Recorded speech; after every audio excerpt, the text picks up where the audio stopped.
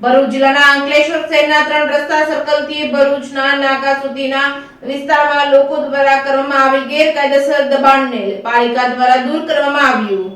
ભરૂચ જિલ્લાના અંકલેશ્વર શહેરના 3 રસ્તા સર્કલથી ભરૂચ નાકા સુધીના વિસ્તારમાં લોકો દ્વારા કરવામાં આવેલ ગેરકાયદેસર દબાણોને પાલિકા દ્વારા દૂર કરવામાં આવ્યા હતા, જેથી સામે વિપક્ષના નેતાએ વાંધો ઉઠાવી પાલિકાના સત્તાધીશો વિરુદ્ધ સાપ્તાહિક પ્રહારો કર્યા હતા। અંકલેશ્વર શહેરના 3 રસ્તા સર્કલથી ભરૂચ નાકા સુધીના વિસ્તારમાં લારી ગલ્લા સહિત શાકભાજી તેમજ પથરાવાળાઓ દ્વારા ગેરકાયદેસર દબાણ કરતા પાલિકાએ સપાટો બોલાવ્યો હતો। અંકલેશ્વર શહેરમાં વધતા જતા ટ્રાફિકથી લોકો હેરાન પરેશાન થઈ રહ્યા છે, ત્યારે પાલિકા દ્વારા આવા દબાણોને તાત્કાલિક અસરથી દૂર કરવાનો નિર્ણય કરવામાં આવ્યો છે, જેના ભાગરૂપે મુખ્ય માર્ગ પર રહેલા તમામ પ્રકારના ગેરકાયદેસર દબાણોને પાલિકાની ટીમ દ્વારા દૂર કરવામાં આવી રહ્યા છે। ત્યારે રોજનું કમાઈને ખાવાવાળા કેટલાક લારી ગલ્લા અને દુકાનદારોએ હવે પોતાનું ગુજરાન કેમ ચલાવવું તે મોટો એક સવાલ ઉભો થઈ રહ્યો છે, તો બીજી તરફ કેટલાક દુકાનધારકો અને લારી ગલ્લાવાળાઓએ મહા મહેનતથી સરકારી લોન મેળવી પોતાની આજીવિકા રળી રહ્યા છે, ત્યારે દબાણના પગલે તેઓના વેપાર ધંધા પર મોટી અસર પડશે। તેવામાં અંકલેશ્વર નગરપાલિકા દ્વારા કરવામાં આવેલ દબાણ કામગીરી સામે પાલિકા વિપક્ષના નેતાઓએ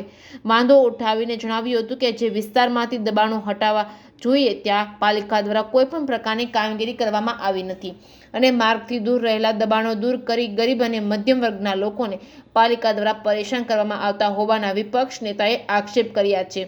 રિપોર્ટિંગ બાય કેતન મહેતા, ભરૂચ।